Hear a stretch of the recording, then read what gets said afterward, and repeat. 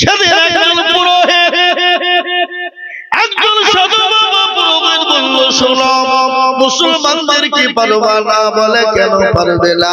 মুসলমানদের বাড়িগুলা দেখবে কাঁচা, মুসলমানদের ঘর গলা দেখবে পাটকটির বেড়া, মুসলমানদের ছাদ নাই টিনের উপর রাখা।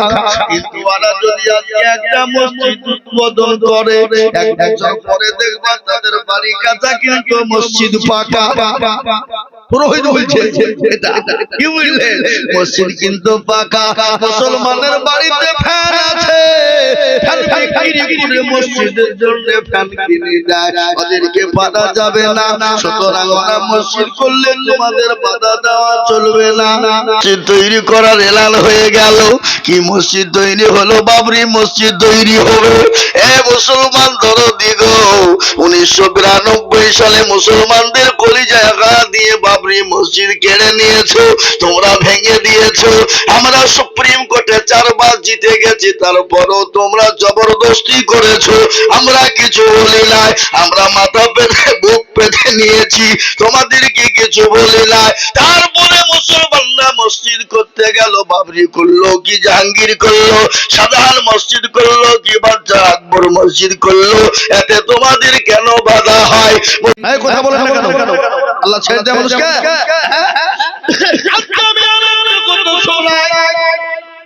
ভারতবর্ষের জমিনে মন্দির করবে কোনো বাধা নাই, কিন্তু মুসলমান মসজিদ করলে বাধা হয়।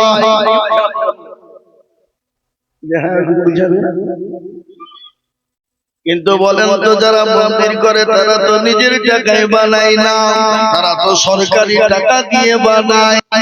আর মুসলমান মসজিদ করবে ঘাম ঝরানো পয়সা দিয়ে, রক্ত পানি করে। ফ্যান চালাও দিনে যদি 50 টাকা ইনকাম করে, নসিপুর মাদ্রাসার হুজুররা গিয়ে বলবে কি?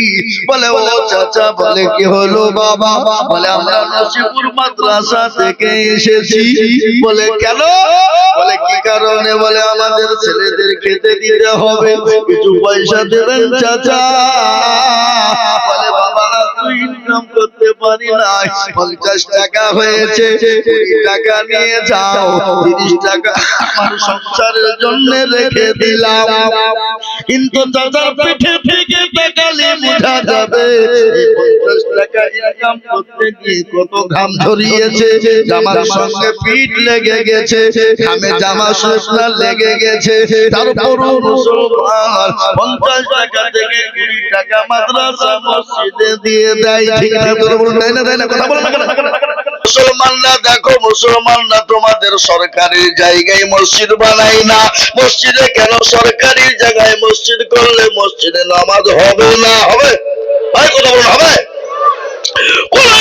ভাইকে বলে মুসলমান আমরা নসিপুরে মসজিদ বানাবো, আমাদের মসজিদের ছাদ করতে পারি নাই, 5 কুইন্টাল রড দাও, কোনদিন বলেছে? জনগণ বলেছে? একবার বলুন তো, মুসলমানদের আবে মুসলমানরা খেতে না পেলেও ধর্মের জন্য এগিয়ে যায়, মুসলমানদের সংসার না চললেও ধর্মের জন্য এগিয়ে যায়। একবার বলা হলো মসজিদ তৈরি হবে, ওটা ভারতবর্ষ থেকে বাবা, মুর্শিদাবাদ থেকে, এখান থেকে ওখান থেকে বলে হুজুর আমি 100 গাড়ি, কেউ বলছে 1 কোটি টাকা দেবো, কেউ বলছে 80 কোটি দিব, কেউ বলে 50 কোটি দিব। কিন্তু মসজিদ করতে গেলে তোমাদের চুলকানি কেন? আজকে চুলকানি হয়নি? কার দেখছি দাঁত, কার দেখছি হাজা, কার দেখছি একজিমা, কার দেখছি বাবজি অ্যালার্জি, কে আবার চুলকাতে কাপড় ওপরে নিজ ফাঁকা আছে না নাই? জোরে বলুন, কথা বলেন না কেন? মসজিদ বলে এটা একজনের তো ব্যাগ হারিয়ে গেছে, ক্যান কাটাচ্ছে আর আসতে কাটাচ্ছে, ওটা আগো একটা ব্যাগ হারিয়ে গেছে গো, আর ডকুমেন্টস আছে, প্যান কার্ড এবং এই কার্ড আছে। যদি কেউ পেয়ে থাকেন ভাই, আপনার কোনো কাজে আসবে না, দয়া করে স্টেজে একটু জমা দিলে ভালো হয়। কি বুঝলেন? জমা দিয়ে দিবি, এই পাশে দিয়ে দিবি, ওই কাজ কেউ আর কোনো কাজ না, কি বুঝলেন আপনারা? তাই যেটা বলছিলাম বাপজি, আমি আপনাদেরকে এটাই বলতে চাই, মসজিদ চাইলো ইট লাগবে না, আর ইটের জায়গা হয় না, জায়গা নেই। গতকালকে 100 টলি শিউড়ি থেকে বালি চলে এলো, পরশুদিন শিউড়ি থেকে 50 টলি চলে এলো, জায়গা নাই বাবা। এটা হলো মুসলমানদের আবেগ। কিন্তু তোমরা মন্দির বানিয়েছো, মুসলমানদের অত টাকা রয়েছে, সরকার বানিয়েছে, আছে না? বলুন, সরকার যখন মন্দির বানাচ্ছে, ওই রাম মন্দির, জগন্নাথ মন্দিরে মুসলমানদের টাকা আছে না নাই? কি বলে? যদি বলেন কি করে মুসলমানদের এটা শুনিয়ে দিই, শোনাবো না? বলবো কি করে? আজকে তোমরা যারা ওয়াকফ সম্পত্তি কিনে নিতে চাও, ওয়াকফ সম্পত্তিটা মুসলমানদের, ওটা মুসলমানদের পূর্বপুরুষরা দিয়ে গেছে, ওটা মুসলমানদের হাজি মুয়াজ্জিন দিয়ে গেছে। সেই সময় 200 কোটি টাকা দিয়েছিল, ওটা বাড়তে হাজার কোটি টাকা হয়। তুমি কি জানো না ভারতবর্ষের জমিনে আপনার বাদশা শাহজাহান একটা কবর রেখে গেছে? সেই কবরটার নাম কি? কথা বলো না। সে কবরটার নাম হলো তাজমহল। হ্যাঁ, খালু একটু ছেড়ে দিলে যাও বাবা, যাও দেখবেন নাকি আপনারা?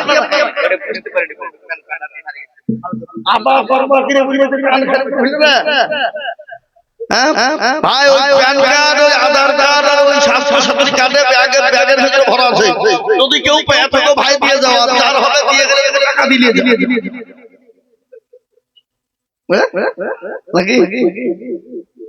তাই যে বক্তব্য করতে কথা বললে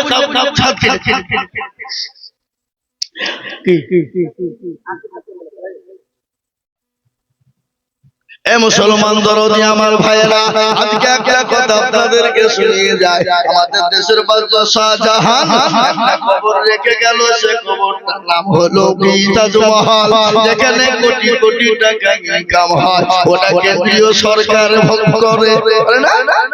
খাজা নিজামুদ্দিন চিশতি, নিজামুদ্দিনের যেখানে হাজার হাজার কোটি টাকা ইনকাম হয়, ওটা কেন্দ্রীয় সরকার ভোগ করে।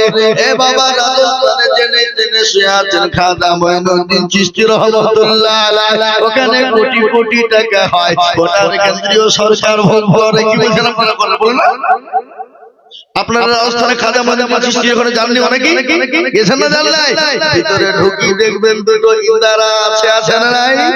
দুটো কড়ই আছে, কড়ই ভর্তি টাকা হয়ে যায়, বস্তা বস্তা লোড হয়, লোড হয়ে কেন্দ্রীয় চলে যায়, কেন্দ্রে চলে যায়। তারপরে শুনে নাও, আরেকটা হলো লালকেল্লা, ওটা বাদশা শাহজাহান বানিয়ে দিয়ে গেছে, যেখানে কোটি টাকা ইনকাম হয়, কোটি কোটি টাকা, ওটা তোমরা ভোগ করো। যেটা কুতুব মিনার, যেখানে মুসলমানদের জায়গা, ওখান থেকে কোটি কোটি ইনকাম হয়, ওটা তোমরা ভোগ করো। তারপরে পশ্চিম বাংলার জমিনে মুর্শিদাবাদের মাটিতে নবাব সিরাজউদ্দৌলা কবর রেখে গেল, যে কবরটার নাম হলো হাজারদুয়ারি, যেখানে কোটি কোটি টাকা ইনকাম হয়, ওটা রাজ্য সরকার ভোগ করে। কথা বলে এটা পাথর চাপড়ি খাজা মুর্শিদ নওয়াজ যেখানে শুয়ে আছে, যেখানে দুদিনের ব্যবধানে কোটি কোটি টাকা ইনকাম হয়, ওটা রাজ্য সরকার ভোগ করে। ইডেন গার্ডের মাঠে যত ইনকাম হয়, ওটা রাজ্য সরকার ভোগ করে। না কথা বল না? সায়েন্স সিটি, ভিক্টোরিয়া, জাদুঘর, তারামণ্ডল, যেটা আপনার হাইকোর্ট শিয়ালদা টেশন, ওটা ওয়াকফ সম্পত্তি, ওটা মুসলমানদের সম্পত্তি, ওটা মুসলমানদের পূর্বপুরুষ দিয়ে গেছে, ওটা মুসলমানদের জন্য উইল করে দেওয়া হয়েছে। ওটা তোমরা পয়সা যত ইনকাম হয়, ওটা তোমরা ভোগ করো। আর মুসলমানরা নিজের টাকায় মসজিদ বানাবে, তোমাদের চুলকানি কেন হলো? এ মুসলমান বাবা, আপনাদেরকে বলে যে ভালো করে শুনবে,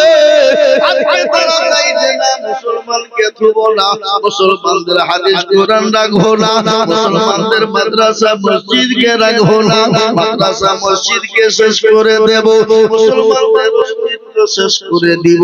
আমি বলবো ওরে বেঈমান কাফেরের বাটা কাফের। আবু জেহেল বলেছিল কথব না, আবু জেহেল বলেছিল মুহাম্মদ তোমার ধর্মকে থব না, তোমার বংশ নির্বংশ করে দেব।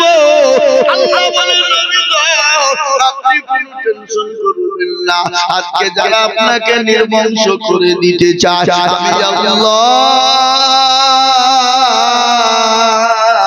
তাদেরকে নির্বংশ করে দেব, তাদের অস্তিত্ব থব না। বলুন তো আবু জেহেলের কোনো অস্তিত্ব আছে? এই কথা বলেন না কেন? আবু জেহেলের অস্তিত্ব আছে? আবু জেহেলের অস্তিত্ব নাই।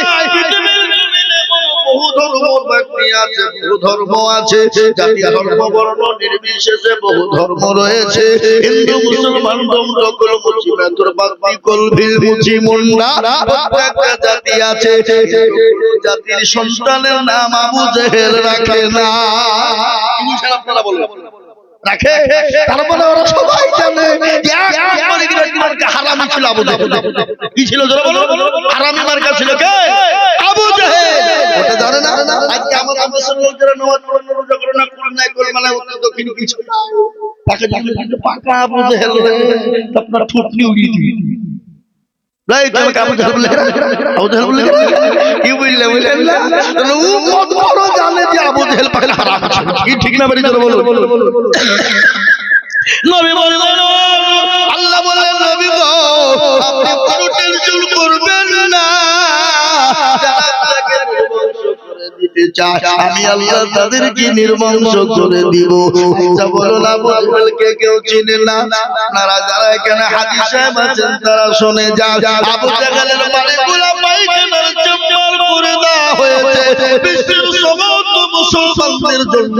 যে মুসলমানরা ওখানে হজ করতে যাবে, ওখানে হজ করার জন্য যাবে, আল্লাহ বললেন ও মুসলমানরা আপনাদের বাড়িতে এসে তোমরা পায়খানা করে দিয়ে যাও। পায়খানা না চাপলে পুষে পায়খানা করে। কি বুঝছেন আপনারা? বলেন আবু জেহেল ঘরে ঘরে হাইয়ে দিয়ে যায় হবে। কি বুঝলেন? বুঝলেন না? হ্যাঁ মুসলমান দরদি আমি আপনাদেরকে বলে যাই, হে মুসলমানকে শেষ করা যাবে না। ফেরাউন পারেনি, নমরুদ পারেনি, আবু জেহেল পারেনি, আবু লাহাব, উতবা, সাইবা, মুগীরা পারেনি। এই যুগের বেঈমানরাও কিয়ামত পর্যন্ত পারবে না। ইসলাম ছিল, আছে, আগামীতেও থাকবে। ইসলামকে মিটানো যাবে না, মুসলমানদেরকে মিটানো যাবে না। কেন আল্লাহ বললেন মুসলমানদের পক্ষে আল্লাহ রয়েছে। আল্লাহ বলে বান্দা আমার হয়ে যাও, আমি তোমার হয়ে যাব। আমি যদি তোমার হয়ে যাই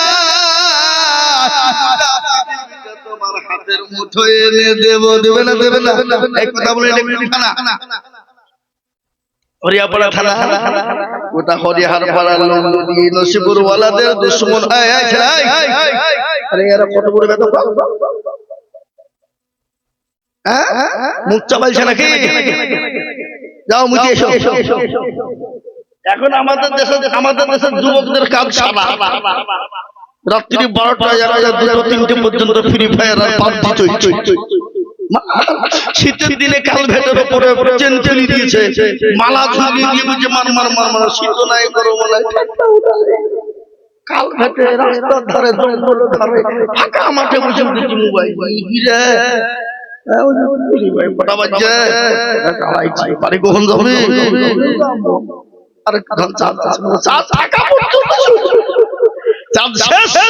বাড়িতে গিয়ে যে মোবাইলকে একবার ছুঁয়ে দিল, চাঁদে ভুলে মার ফজর আছে না নাই?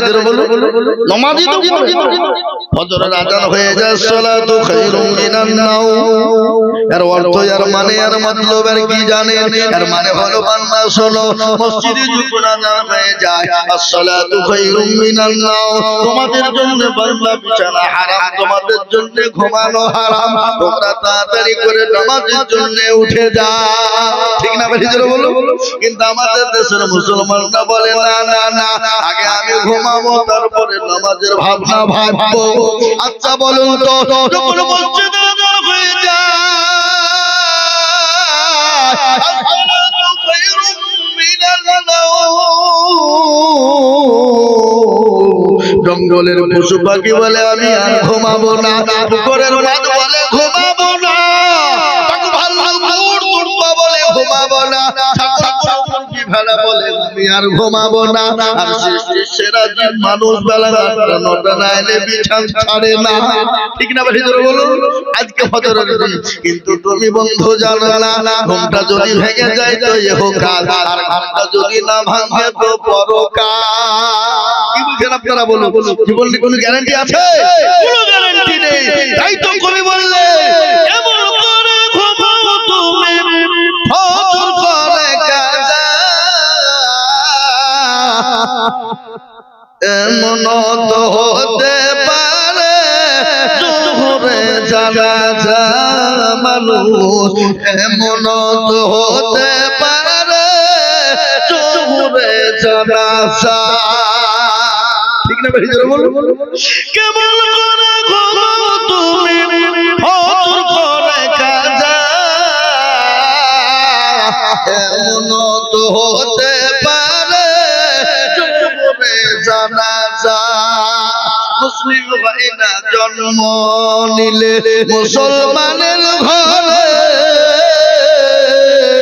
কাফের মুমিন পার্থক্য হয় সালাতের উপরে মানুষ, কাফের মুমিন পার্থক্য হয় নামাজের হালতে। এই জীবনে নামাজ কবুল না কাজা, এমন তো হতে পারে জোহরে জানাজা মানুষ, এমন